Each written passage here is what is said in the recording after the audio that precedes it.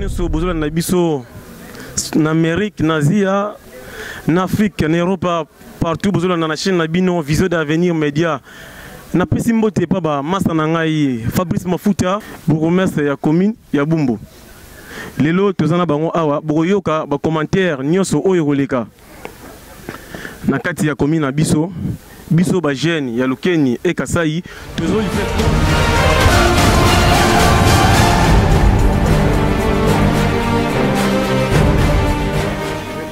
par m'excuser. On a moi léger retard au Nazou. C'est indépendamment de ma bonne volonté. L'obligation Moussalande et Retena Kingai. Mais j'ai tenu à faire ma séquée. Tout attend, tout pour t'en tout le monde en a fait, tout est banal. Ma bête malin. Ok. Moi je commencerai par me présenter. Ngai Kombo Nangai. Monsieur Yves Mandika Monga. Yves Mandika Monga. Je suis le bourgmestre adjoint de la commune de Bumbu. Je crois que d'ici là, je vais totaliser une année. Et dans la jointe de Mokondia Mboka, dans la Mokondia Ville, Jean-Simon Gobila, Bandimaki Ke, Naya a la commune à Bumbu. On a pour renforcer l'équipe qui est sur place. Depuis à Bumbu, vous avez qu'à la promesse Moko. Dès temps où la mise en place à on a comblé Vidouana. J'ai été envoyé ici comme bourgmestre adjoint. Alors, la Koya Naya Kiawa, la joie qui dit que tant au mingi il y a Koyekola, c'est-à-dire il y a observer. Tant où ici que Sengeli Oyeba, Oyekola, Oyeba, Manso Sikani, Maetangaka, Sikani Nezakaboué, et que ce n'est qu'apprendre. Pas où on a sali, on se dit verbino. Donc j'ai pris vraiment mon temps. Mais il n'y a pas longtemps, le ministre intérieur, le ministre de l'environnement, M. Tengelito, Ayaki, il a travaillé dans mon bureau pour booster Bisso Soso dans Moussala. Alors, tant qu'il y a des consignes qui sont pour approcher la population de donc tout ça, la politique à proximité. Voilà donc un peu moi aperçu et le celle qui est tout dans la vélo. J'ai pris mon temps vraiment à appuyer pour la commune Nangai en tant que bourgmestre adjoint. Et puis, il y a Kita. La Kitawana, commune quartier à Liboso, on a quitté vraiment dans l'officiel, c'est le quartier Kasai. Pour mingi na zai kotambola tambola la itinérance na ke nangai et des artistes li kamboulé mais je m'étais dit que pour na zo moi temps na vivre na bande kwa Kasai na vanda na dîner longo tout autant plutôt solo là yango déjà parti ya mokolo ya vendredi ndé sala ki na zara ki awa c'était vendredi na yaki awa vendredi na kutana ki na bureau ya quartier tout sola ki na bango na tuna ki ba mpema mituna concernant quartier. Les quartiers vont fonctionner, les administrer, les relations administrer, les relations notables, les relations jeunes. Tout cela qui, après, tout qui sur le terrain, pour nous construire ma modèle de sécurité. Pour se plaigner qui est pas la qui est moins sécurité par rapport à l'aide que vous avez dans la commune à Selimbao, vous avez ça la Moboulou. Le ban à 13, comment on l'appelle? Ban à 13. D'où ensemble la réunion de sécurité de M. le bourgmestre Alidor. Tout ça qui est là, il y a un point chaud au moment où il y a un point de mafuta. Tout ça, il y a une population. Parce que la population est vers Bisso, c'est pour le but qui est bon pour nous, que non, pour tous un peu à l'aise, pour que ça soit point chaud. Les deux sengles de biquet, et sengles de bola qui ça, et si gagne au bout du moment où il y a un malade, on dit que c'est ce point 1. Vendredi, na mise en place il y a point chaud et puis samedi sous la zone qui n'a les cas qui en a pour la côté à ce policier va s'appeler dans ça et la suite qui en a qui la tambola qui m'a manqué la côté qui n'a venu Kulumba je crois pour la côté les sika collecteurs ou na ils allaient que ils étaient ni tuage les autres quand maï c'est ça là qui est maïs au débordé tout à là qui en haut ensemble à part kotala yango tozaki mwa makanisi na bandeko kolonga tolongwaki wana tambolaki mpe samedi nasalaki so salongo nazalaki natamboli tosali bopeto totamboli na bachef du quartier na yonso esika bazali kosala mosala epuis totali bisika na bisika toyei kochute na frontière ya Kasai na commune ya Ngingiri donc na Kwilu esika point chaud ezali wana ya Bangaliwa nakutaki mpe commandant Kobetok asalaki mosala na ye akangi bakulu na moko bayaki kodéranger population. Voilà brièvement tourné na nga nasali na kati ya quartier Kasai nde nabaki lelo comme il fallait na clôturer descente na nga na Kasai nous avons 13 quartiers nakokende te sanke nakutana na banotable ya quartier kutana mpe na bajeune ya quartier tokutana na bana quartier nde tolobaka mbala mosusu mwa likambo ya koluka pe kozala c'est une opportunité oyo naye vers bino po tosolola sans tabou so boza na bapréoccupation boza na mituna tokoki toujours ensemble tosolola awa parce que ntango nakokende nakende na rapport moko ezali complet. Voilà.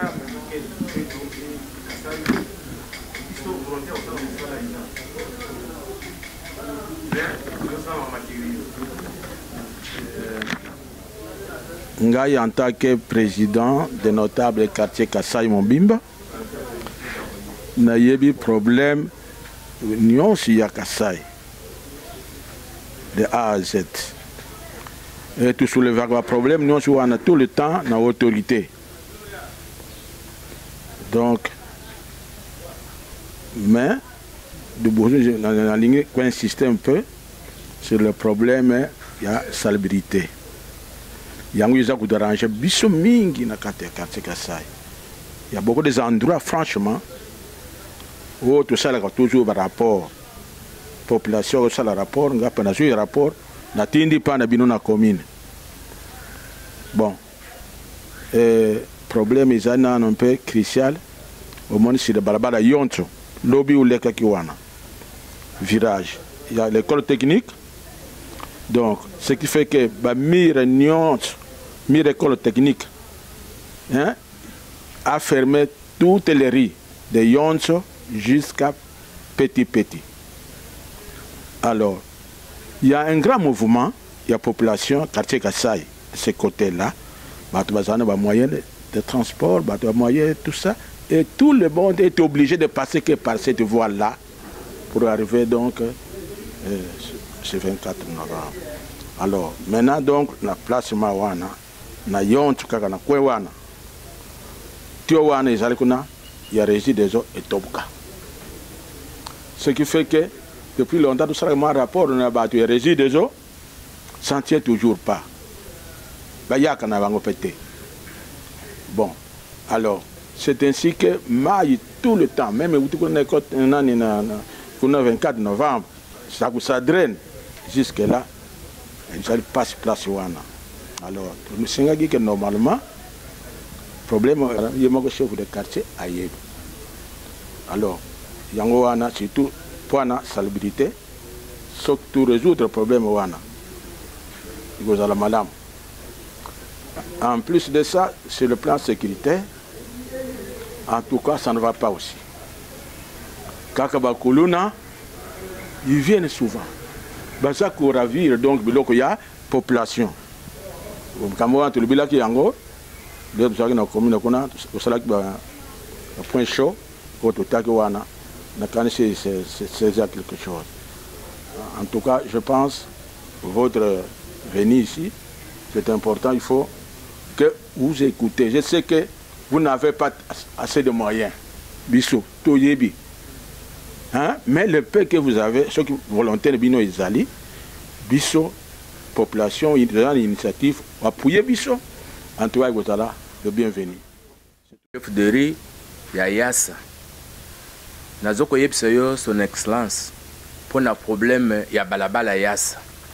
Pour un Bissou, tous allez moi bien mouké. Pour côté moni pour na peto tozoko sala mais côté ya sayo de tous en difficulté énorme côté ya sayo kasi eloko ezoko sala biso passé ezali kaka pour la sécurité nasi nasali nakomeli chef na ngai nasi nakomeli bango pour la sécurité mais solution ezokomonana ata moko te tango nazokoyoka olobi bosali point chaud na mafuta mpo na ngai lokola osali bongo nalingaki nasengake oti yango na yasa po yasa bana wana bazokodéranger bazokolongwa na kanluka bazokoya kosala mobulu wana kobotelo bato biloko na pesa rapport mukolo moko ngai moko na sangisa bana wana basala barrière bana wana bazali na sayo bakende na 24 te ya yasa na bengisi bango bata kote ya sayo na sololi na bango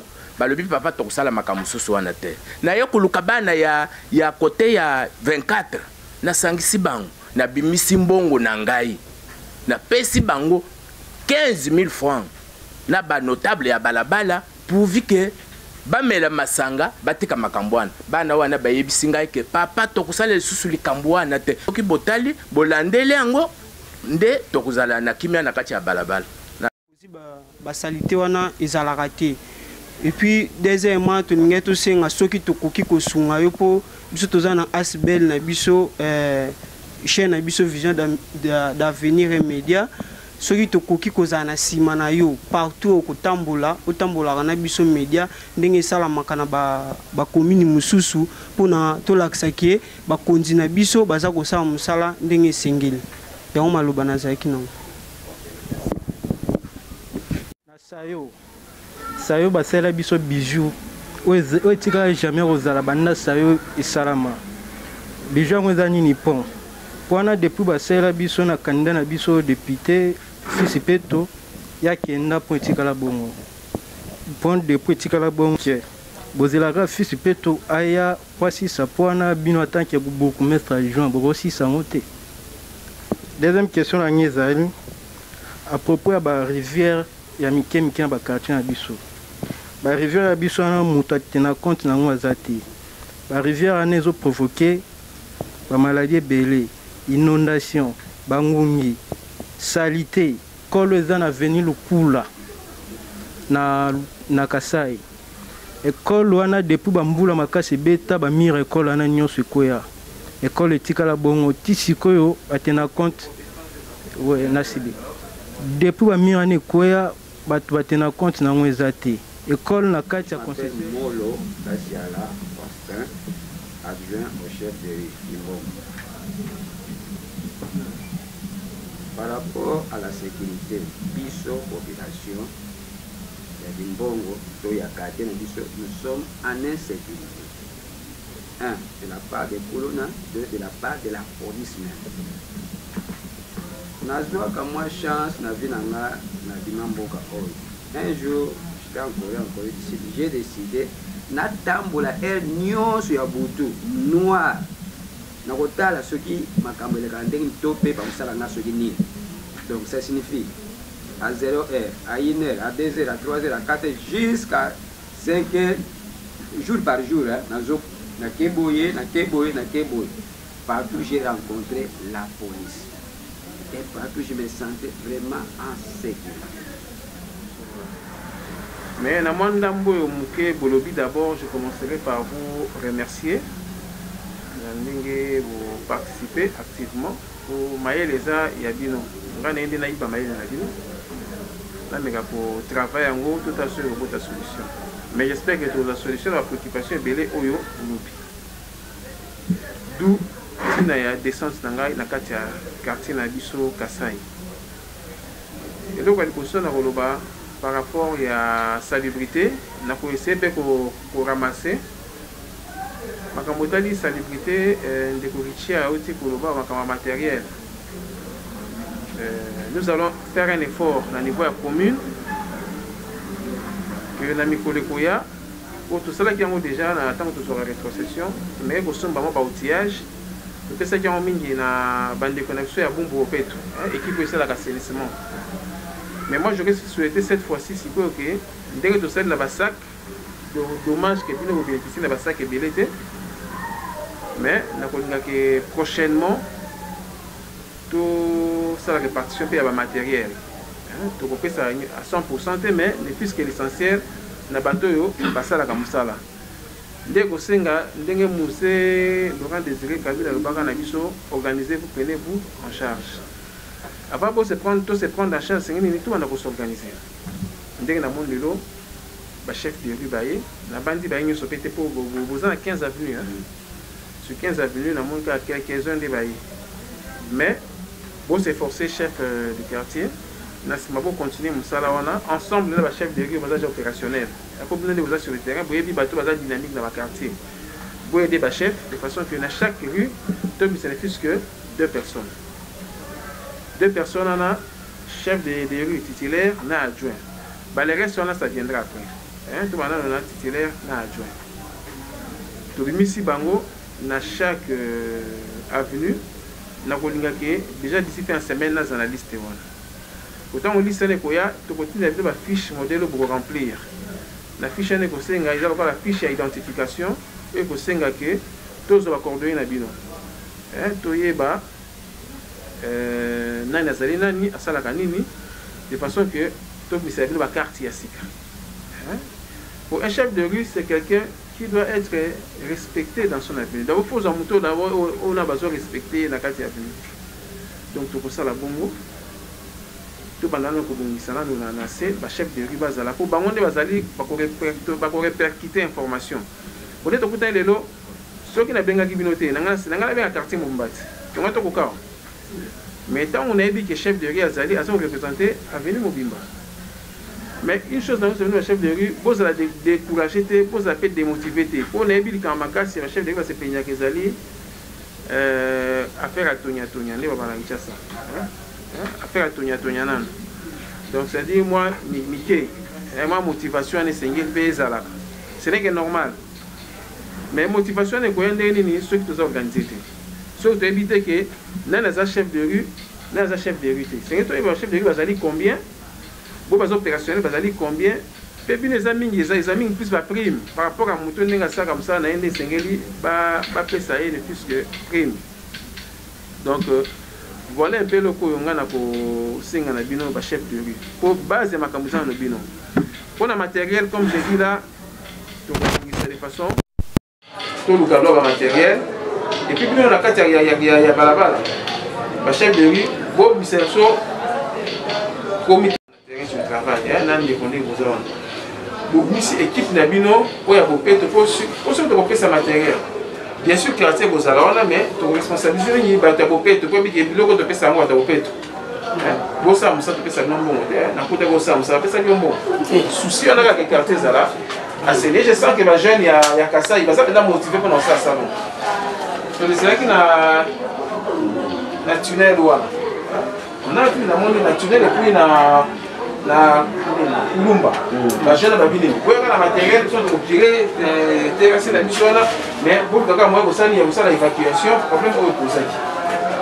Donc c'est une question pour revoir plan la mission, il y a itinérance mais il y a Bumbo. J'aurais aimé que on était Bumbo que toi ça là. C'est bien là. Pour ils avaient cas ils allaient récurrent dans la commune de juste comme ça limité. Donc peut-être vous en avez bien dans le quartier. Pour quel est le programme pour ça là? Là, on doit quartier tout est bien en contact. Na ba responsable ya Bumbu OK. Pour bango passer na motoculteur, ça vous en contact beaucoup ba que tel jour au ça salongo, le tiga carburant, ce bolongo les blocs ba c'est ça ni balongo li passer na ikei.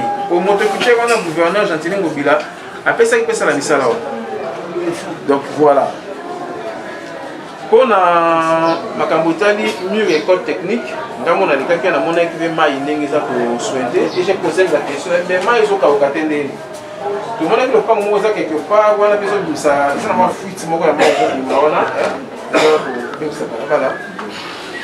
La seconde base de la adresse il y a le pas on a to convoquer c'est pour se là pour sur ça salon bokangisi ba ko évacuer. Pour ce que le but est que la biso mo charrier moi moto wana mo sala bumomba et aussi Mbappé ganté autre monde qui kosenga appui na biso eza moi quantité ebele to to na mani na surtout que na ngo eza beaucoup ça bino mo pe pour s'organiser ngo tia na ba ke ba chef de rue sengeli to ba bino pour poser appel na réunion na bino ba chef de rue ensemble na chef du quartier nous salons na ça non mais ça nous sala ngaite ça nous sala chef de quartier mais na yeka pour na ko appuyer ko kopesa main forte pour la chef de quartier za kaye mo côté azana biso pe pembe na ye Oui, et c'est quand il y a Maël et Souki, après par la biso, ensemble total net.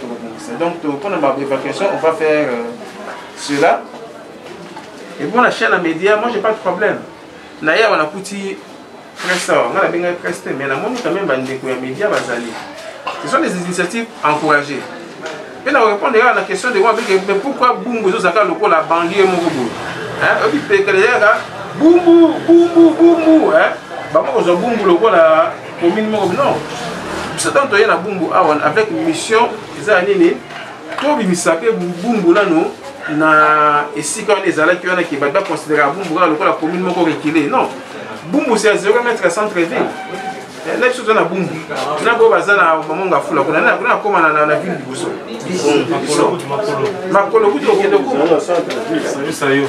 Vous comprenez? Mais pourquoi est-ce que tu as posé un ciment? Et ça dit que Bisso Moko, papa qui n'a pas de capsule maréchal, il y a un changement de mentalité. Il s'est dit de changer de mentalité dans Bisso. Tout le monde complexe qui est Bumbu, c'est une commune qui a fait tout le Bélara pour Luna, tout le Bélara Salité, tout le Bélara Banda Bozindi. Non.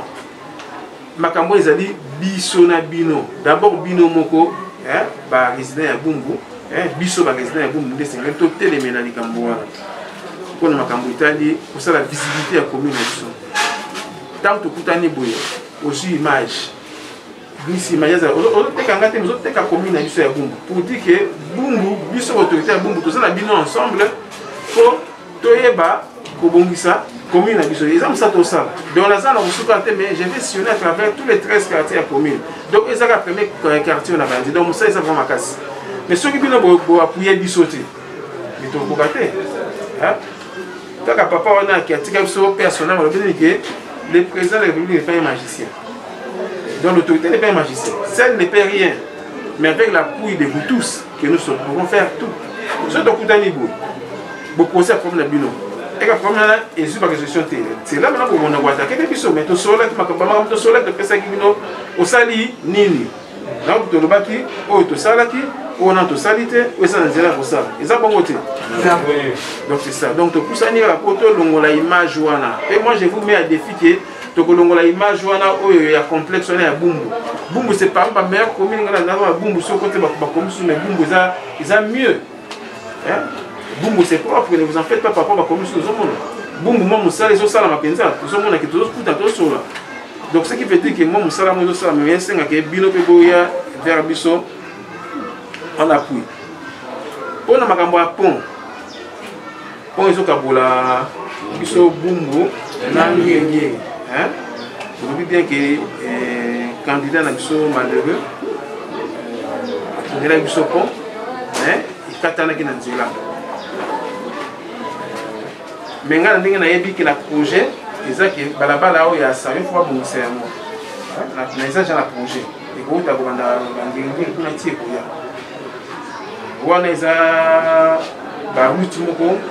vous avez trop limité. Tout ça trop limité. Nous sommes la compétence à ville. Et puis, ceux qui chef dans les banques de la compétence à ville, ville de fois que ça va, ville de fois à financer. Pour Bisso commune, pour vous avoir moyen de conseiller il faut financer finalisation de ça là. Mais dès que vous avez un rapport, parce que vous avez un rapport, quand on relancer le quoi, et tout le gâteau si ça dit qu'il y a pont. Pour la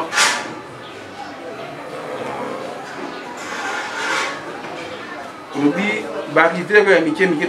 ont fait sa insalubrité, ils ont fait sa inondation, sa maladie, tout. Bien sûr, la maman et maman ils ont belé notamment Kassai, bien sûr Basoko. Oui, donc Kassai. Moi-même j'ai vécu cela. Mais la rivière, on a des arts, les organisation et puis on a des côté de l'angawa, tout qui est dans la rivière. Na moi, je sais que ça là, ma casse, il y a une unité de rôle à Kala, mon livre, mon Kala, mon Zakuna, la quartier, mon Kala. Ouais, je sais que tout ça, l'équipe, ma casse, ensemble avec la commune, tu vois qu'on a déjà, les langues, tant on s'en est allé à moi, on a curé à moi, pour se la table, au Pandim, les ouvertes à Nicoloté. Malé, mais pour évacuer, basé le on a peut-être on a 6 ici qui a tête avec les gens, ils ont 6 cas dans le gouvernement, pour tenir bien la carte de Basaki. pour ba quartier zo kasaki isingi to combattre l'érosion toujours ka zéro yango les na kati ba caniveau na si vite le wana sanité aux alikolo na mona ba plastique ça to longo ba sanité wana to évacuer yango pour récupérer celle wana et pour aider biso on a pour ça la misala par-ci par-là ici à autres années pour l'école j'ai dit on les appelle la compétence il y a ville na ministère na bango pour ba congrégation pour na côté la qu'est-ce qu'on peut faire pour na nini wana pour na est-ce qu'il est intéressé par le chef de rue? Bon, normalement, quand on parle de Bopeto c'est que Bopeto ça m'a pas balabala. Vous avez montré au niveau de supervision, au niveau du quartier. Pour la Colande la est-ce que na balabala boissa on est salamaki.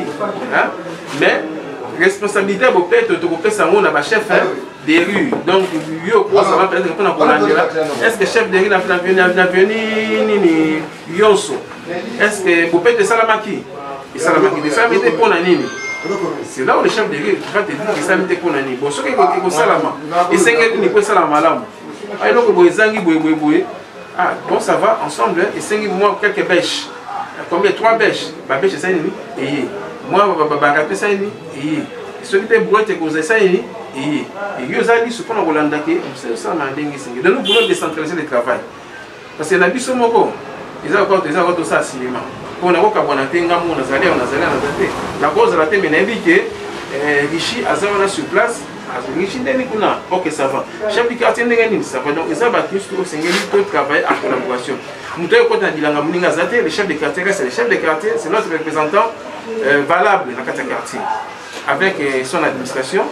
Mais il travaille en concert avec les chefs de rue, avec les notables, avec la jeunesse. Par contre, on voit ça dans les quartiers, ça n'est pas.